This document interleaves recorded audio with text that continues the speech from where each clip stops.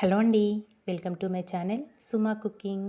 ఉదయాన్నే ఎలాంటి హడావిడి లేకోకుండా పిల్లలు చాలా ఇష్టంగా తినే రైస్ అయితే మీకు ఈరోజు చూపించేస్తానండి.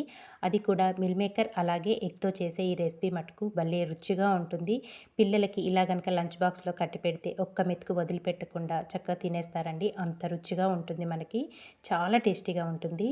ఇప్పుడు అది ఎలా ప్రిపేర్ చేసుకోవాలో చూసేద్దామా? దానికోసం ఇక్కడ ఒక కప్పు వరకు మిల్ మేకర్ తీసుకొని ఒక బౌల్లోకి వేసేసుకోవాలి. బౌల్లోకి వేసుకున్నాక దీంట్లో కొద్దిగా వాటర్ వేసుకొని మనం తీసుకున్న మిల్ మేకర్ని ఒకసారి శుభ్రంగా కడిగేసుకోవాలండి. ఇలా కడిగేసుకొని వాటర్ వంపేసి మళ్ళీ కొద్దిగా వాటర్ వేసుకొని ఒక 5 నిమిషాలైన మిల్ మేకర్ని వాటర్లో నానబెట్టుకోవాలి. ఇలా నానిన మిల్ మేకర్ని వాటర్ మొత్తం పిండేసుకొని ఒక ప్లేట్లోకి అయితే తీసుకోవాలి. చాలా డిఫరెంట్గా ఉంటుందండి టేస్ట్ మటుకు. మీ అందరికీ కూడా తప్పకుండా నచ్చుతుంది రెసిపీ అనేది. తప్పకుండా ట్రై చేసి చూడండి. వాటర్ మొత్తం పిండేసుకొని మిల్ మేకర్ని ఒక ప్లేట్లోకి తీసేసుకున్నాక ఇప్పుడు ఇందులో ఒక 2 ఎగ్స్ని పగలగొట్టుకొని వేసేసుకోవాలి. ఇలా ఎగ్స్ పగలగొట్టుకొని వేసేసుకొని ఇదంతా బాగా మిక్స్ చేసేసుకోవాలి. మనం వేసుకున్న ఎగ్ అనేది మిల్ మేకర్కి పట్టే విధంగా బాగా మిక్స్ చేసేసుకోండి. అలా కలుపుకుంటేనే మనకి రైస్ అనేది చాలా టేస్టీగా డిఫరెంట్గా ఉంటుంది. ఇదంతా ఇలా కలుపుకొని పక్కన పెట్టేసుకున్నాక ఇప్పుడు స్టవ్ పైన ఒక ప్యాన్ పెట్టుకొని ఆయిల్ వేసుకోవాలి. ఆయిల్ కొంచెం వేడయ్యాక ఒక పావు టీ స్పూన్ వరకు పసుపు, ఇందులోనే సన్నగా పొడవుగా కట్ చేసుకున్న ఉల్లిపాయ ముక్కలు, ఒక 2 పచ్చిమిర్చి బారుగా కట్ చేసుకొని వేసేసుకొని ఇదంతా బాగా కలుపుకోవాలి. ఇదంతా కలుపుకొని మనకి కొంచెం మగ్గాలండి ఉల్లిపాయ అనేది. ఉల్లిపాయ కొంచెం ఇలా సాఫ్ట్గా మగ్గాక ఇప్పుడు ఇందులో ఒక హాఫ్ టీ స్పూన్ వరకు అల్లం వెల్లుల్లి పేస్ట్ వేసుకొని పచ్చివాసన పోయేదాకా ఫ్రై చేసుకోవాలి. ఇదంతా ఇలా పచ్చివాసన పోయేదాకా ఫ్రై అయ్యాక మనం ముందుగా కలిపి పెట్టుకున్నాం కదా ఎగ్ మిశ్రమం అనేది, ఎగ్ వేసుకొని మిల్ మేకర్ని కలిపి పెట్టుకున్నాం కదా అదంతా ఈ తాలింపులో వేసేసుకోవాలి. నిజంగా టేస్ట్ విషయానికి వస్తే చాలా డిఫరెంట్గా ఉంటుందండి ఈ రైస్ మట్టుకు. పిల్లల మటుకు చాలా ఇష్టంగా తింటారండి. మనము ఎగ్ మిశ్రమం అంతా వేసేసుకున్నాం కదా మిల్ మేకర్ ఇవన్నీ కలుపుకొని ఇదంతా ఒక్కసారి బాగా కలుపుకోవాలి. ఇదంతా ఇలా బాగా కలుపుకున్నాక ఇప్పుడు మనం వేసుకున్న ఎగ్ అలాగే మిల్ మేకర్కి సరిపడినంత సాల్ట్ వేసుకోవాలి.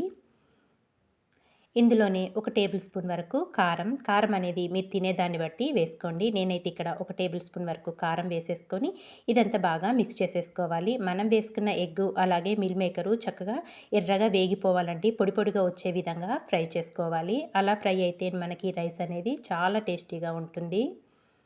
చూసారు కదా ఇదంతా ఇలా బాగా మిక్స్ చేసేసుకొని ఫ్రై చేసుకోవాలి. ఇక్కడ ఇదంతా ఇలా బాగా ఫ్రై అయిపోవాలండి. నేను వీడియోలో చూపిస్తున్న విధంగా పొడి పొడిగా వచ్చే విధంగా ఫ్రై చేసుకొని ఇదంతా ఒక్కసారి కలుపుకొని ముందుగానే మనం ఉడికించి పెట్టుకున్న రైస్ని వేసేసుకోవాలి.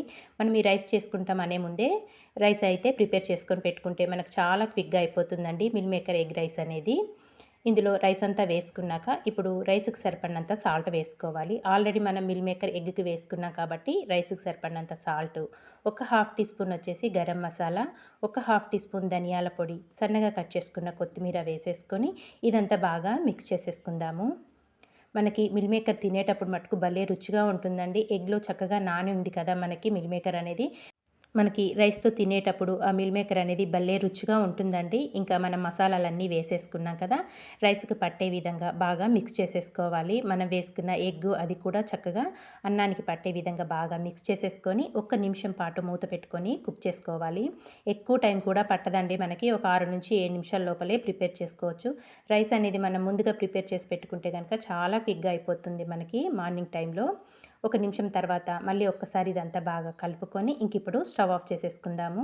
మనకైతే ఇక్కడ మిల్ మేకర్ అలాగే ఎగ్ రైస్ అయితే డిఫరెంట్గా చేసుకున్నాం కదా రెడీ అయిపోయిందండి. ఇప్పుడు స్టవ్ ఆఫ్ చేసేసుకొని ఒక ప్లేట్లోకి అయితే సర్వ్ చేసేసుకుందాము. ఇంతే అండి, చాలా సింపుల్గా టేస్టీగా మిల్ మేకర్ ఎగ్ రైస్ అయితే ప్రిపేర్ చేసి చూపించాను కదా. మరి మీకు నచ్చిందా? నచ్చితే మీరు కూడా తప్పకుండా ఒక్కసారి ఈ రెసిపీని ట్రై చేయండి. ట్రై చేశాక ఎలా వచ్చిందో కామెంట్ చేసేయండి. ఇలాంటి మంచి మంచి వీడియోస్ కోసం వెంటనే మరి మన ఛానల్ని సబ్స్క్రైబ్ చేసుకోండి ఫ్రెండ్స్. వీడియో నచ్చితే మీ ఫ్రెండ్స్కి రిలేటివ్స్కి కూడా షేర్ చేసేయండి. చూస్తుంటే ఎంత కలర్ఫుల్గా ఉందో టేస్ట్ కూడా అంతే బాగుంటుందండి. తప్పకుండా ట్రై చేస్తేనే ఈ రెసిపీ టేస్ట్ అనేది మీకు తెలుస్తుంది కదా. తప్పకుండా ట్రై చేయండి. ట్రై చేశాక ఎలా వచ్చిందో కామెంట్ చేసేయండి. Thank you for watching friends. Bye bye.